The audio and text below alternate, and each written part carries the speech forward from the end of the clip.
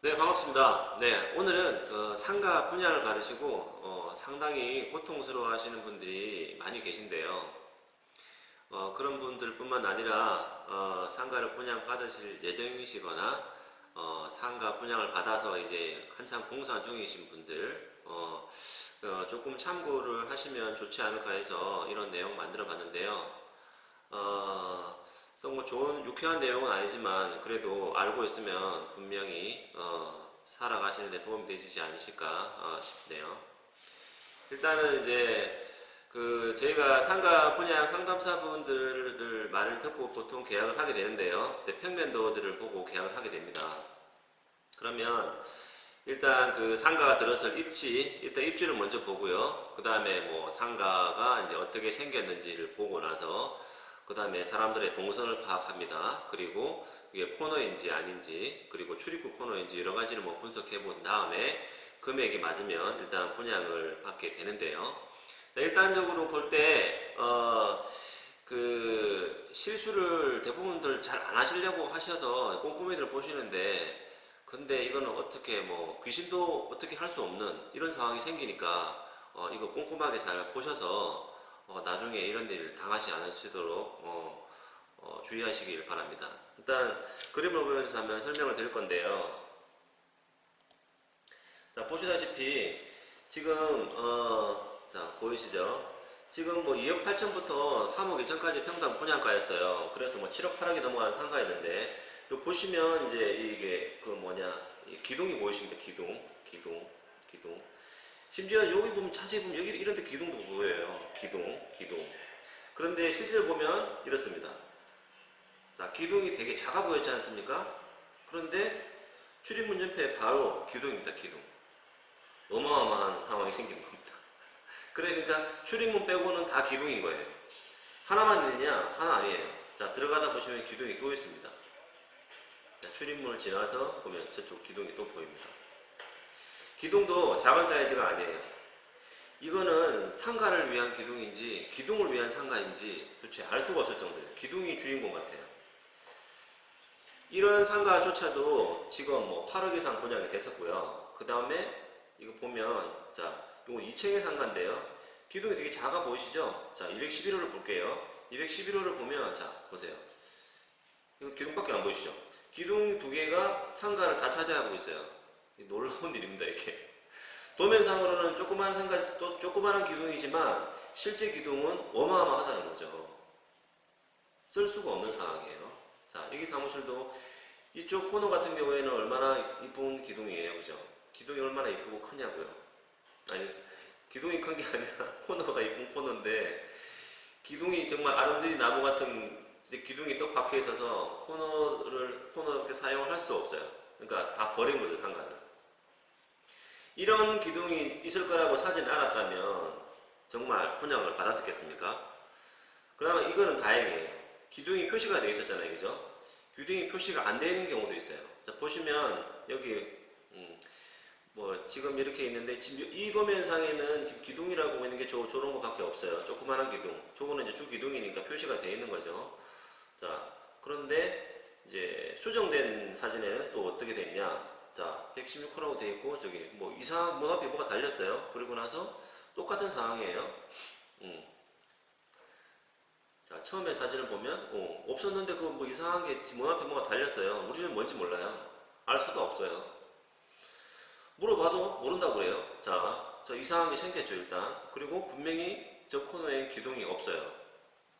기둥이 없는데, 지금 실제적으로 상황을 한번 가서 보시면 아주 놀랍습니다.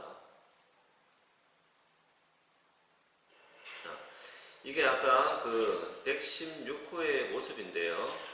자, 116호죠. 자, 뭐가 떡하니, 뭐 보이죠? 기둥이 보이죠? 그런데, 여기 뭐죠? 천장이 좀 이상하죠? 문이 안 닿아가지고 천장을 잘라낸 그런 상황인 거예요. 자, 내려가서 보시면 아까 도면상에 있던 주 기둥 약간 보이시죠? 이 기둥은 아까 분명히 본 건데 자, 저렇게 기둥이 보이시죠? 분명히 저기는 기둥이 없었어요. 저기 보니까 알고 보니까 계단인 거죠. 그러니까 처박혔다는 얘기예요. 상가가 아래로 꺼졌다는 얘기예요. 이거를 누가 알았습니까? 몰랐어요. 아무도 설명해 주지 않았으니까 몰랐죠. 자, 기둥이 저렇게 들어가 있는 거예요. 정말 이거 참 답답한 노릇이 아닐 수 없습니다. 자, 해지를 하고 싶잖아요. 그래서 들고 가면 이제 시행사에서 하는 소리가 이제 계약서를 들고 이제 계약서 조항대로 한번 하자 이런 식으로 이제 말을 하는 겁니다. 계약서 조항대로 한번 해보면 어떤 사항이 생기나 한번 봐볼게요. 제가 한번 읽어볼게요. 자, 설계 변경인데 갑은 건분법이 뭔지 저도 몰라요. 뭐 실조 뭐 이렇게 해가지고 설계 변경을 하고자 하는 경우에 사전에 의뢰 동의를 얻어야 하며 동법 시행규칙 뭐에 설계 변경을 하고자 하는 경우에는 그 내용을 미리 의뢰에게 통보해야 된다고 말을 하고 있어요. 그러면 기둥이 분명히 없는 거였는데 있어졌잖아요. 그럼 이게 설계상 변경입니까 아닙니까? 제가 알기로는 분명히 중대한 설계상 변경이거든요. 건축물은 지붕, 벽, 기둥, 지붕 또는 기둥, 그 다음 벽 이렇게 되는 거거든요. 그러니까 이게 주 구조부란 얘기예요. 주 구조부. 그러면 기둥이 없는 게 생겼는데 이거는 설계 변경이 아니다라는 건 웃기는 얘기잖아요. 그런데 이상한 말을 합니다. 자, 밑에 보면 이제 어떤 말을 하냐면 요 밑에 평면도, 배치도 등 현황 관계를 확인하고 계약에 체결해야 하며 추후 이를 확인하지 않음으로써 발생되는 문제는 계약자의 기책 사유가 됨이라고 말이 돼 있어요. 이게 무슨 말이냐면 자기네들은 이제 계약할 당시에 그 서류를 다 비치했다. 그러니까 도면에는 이미 그 기둥이 다 있었다 이런 얘기죠. 도면에는 있었는데 이제 도면을 니네들이 찾아보지 그랬냐 지금 이 말을 하는 거예요. 그래서 그 비치된 거를 확인 안 하고 발생되는 문제는 니네들 책임이다 라고 말하는 겁니다. 그러니까 여기서 지금 상반되는 말이 일어나는 거예요. 제가 생각하는 설계 변경은 그러니까 주체구조부 기둥이 생기고 없고는 엄청나게 큰 설계 변경인데 이거를 말을 안 했는데 이 사람들은 이미 설계에는 그렇게 있었고 거기 도면도 갖다 놨는데 왜 확인을 안 했냐 이렇게 말을 하는 거예요. 이거 지금 얼마나 답답한 일인지 몰라요. 안 당해보시면 몰라요. 이 답답한 마음을. 그리고 여기도 기타 사항을 몇 개 더 읽어보면요. 각종 인쇄물면 조감되는 계략적인 예의를 돕기 위한 것이므로 실제 시공과는 타조 차이가 있을 수 있음이라고 해놨어요. 그러니까 그림은 이렇지만 아닐 수도 있다. 이런 얘기입니다. 근데 이런 그 조항들이 어디 분양 계약서가 다 똑같습니다. 일괄적이에요. 그리고 카탈로그 인쇄물에 사전된 사진, 이미지, 일러스트 등은 소비자의 이해를 돕기 위해 촬영 제작된 것으로 실제와 상이할 수 있으므로 현장에 직접 확인 방문 바라며 각종 홍보물에 표시된 개발 계획은 현재 계획 및 예정 사항으로 향후 변경될 수 있음이라고 되어 있던, 그러니까 빠져나갈 구멍을 하나씩 다 만들어 놓은 거예요. 그리고 이제 보면 이제 그 분양 사무실의 연출용 시공 부분 또는 카탈로그, 기타 홍보 물상, 교감도 또는 사진은 당사에 연출한 사항이 포함되어 있으므로 건축 허가 내용과 차이가 있을 수 있어. 그러니까 엄청 이쁘게 그려놓고 실질적으로 허가 다르게 받았다는 얘기죠. 뭐 이래도 괜찮다는 얘기입니다. 이 모든 부분들이 이렇게 읽어보면 대부분 다 대소 동의하게 들어가 있는데 이제 이런 내용을 다 알고 사인을 한다는 것도 지금 다 넣어놓은 거예요. 그래서 답답한 마음에 어디를 가보냐? 저기 뭐 중구청이라든지 여기는 이제 경제자유구역청이니까 경제청을 가보잖아요. 그러면 이제 어떤 소리를 하냐? 담당 공무원은 무사한 일주입니다. 서류를 들면 이런 말을 합니다. 자, 이런 부분들 때문에 자, 기타 사항에 있는 이런 부분들 때문에 피해 나갈 부분들이 너무 많습니다. 건축의 시행사에는. 그런데 사장님은 이 모든 것을 다 알았다면서 사인을 했으니까 이길 수 있는 부분이 없다라고 이렇게 다독이면서 보냅니다. 정말 미치고 환장할 노릇입니다. 분명히 그런 부분들을 말해줬는데도 불구하고 법적으로는 어떻게 할 수 없다. 근데 이런 모든 부분들이 있기 때문에 법으로 걸어도 걸리지 않습니다. 그래서 어디 법무사나 변호사 사무실이나 다 물어봐도 똑같은 얘기를 합니다. 이길 수 없다. 해봐야 일부 성석뿐이다. 뭐 얼마 할인 저기 받는 거. 근데 분양을 받는 사람 입장에서는 이 모든 걸 다 알고 받을 수는 없는 상황 아닙니까? 그러면 이제 어떻게 해야 될까요?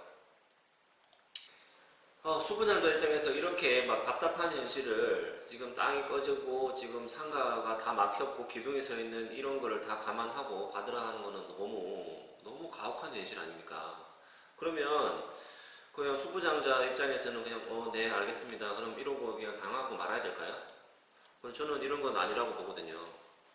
그러면 어떻게 하면 좋을까 뭐 방법을 물어보시는 분도 계시고 뭐 이렇게 뭐 답답해 하시는 분도 계신데 저도 개인적으로 뭐 소송을 많이 해보지는 않았지만 뭐 아파트 분쟁 관련해서 소송을 하고 있고 현재도 진행 중인 게 있는데요. 모든 게 다 법대로 되는 건 아니더라고요. 하다 보니까. 그러면 결론에 누가 이기냐면 아주 더럽고 치사하고 치졸하고 악랄한 사람이 이기게 돼 있어요. 근데 그게 꼭 시행사일 수는 없어요. 시행사가 아닐 수도 있다는 거죠. 무슨 말이냐면 뭐 많은 사람들이 다 아시겠지만 돈을 받기에는 빌려준 돈을 받는 데는 상당히 뭐 어려움이 많습니다. 그래서 그냥 그 돈을 안 주려는 사람들에게 돈을 받기 위해서는 정말 이 사람은 정말 사람이 아니구나 할 정도로 망가져야 됩니다. 그게 아니면 법적으로 하는데요. 법도 말씀드렸지만 이런 법률을 갖다 대놓기 때문에 절대 이길 수도 없어요. 그러면 제일 이제 그 효과적인 방법이 뭐냐면 두 개를 다 동시에 병행하면서 할 수 있는 방법이 제일 좋은 건데요. 일단은 만약에 이제 분양을 받았으면 제일 좋은 방법은 이제 단체로 가는 게 제일 좋습니다. 뭐 어떤 뭐 옵셀이든지 그러면 단체로 가서 어떤 뭐 카페를 만들고 뭐 이런 식으로 해서 움직이는 게 제일 좋은데 심지어는 여기 뭐 아까 그 계약서상에 보면 그런 거조차 뭐 단체로 해서 뭘 바꿔달라 이런 것도 안 된다고 돼 있어요.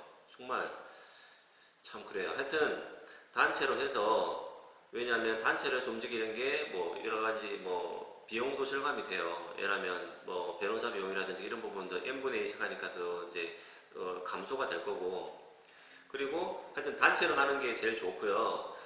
그리고 이제 대부분 사람들이 이제 개인으로 하다 보니까 제일 두려워하시는 게 뭐냐면 뭐 잔금 입주 기간이 지나면 뭐 그날 이후부터는 뭐 중도금이랑 잔금 미납 부분에 대해서 뭐 법정 이율의 몇 배 이상의 그런 초과하는 그런 이율을 부과하겠습니다. 그리고 거기서 돈 내지 않으면 뭐 부동산 압류라든지 안 그러면 개인 뭐 그 저기 통장 급여 압류 뭐 이런 절차들이 들어간다고 하니까 들어갈 거라고 겁을 주죠.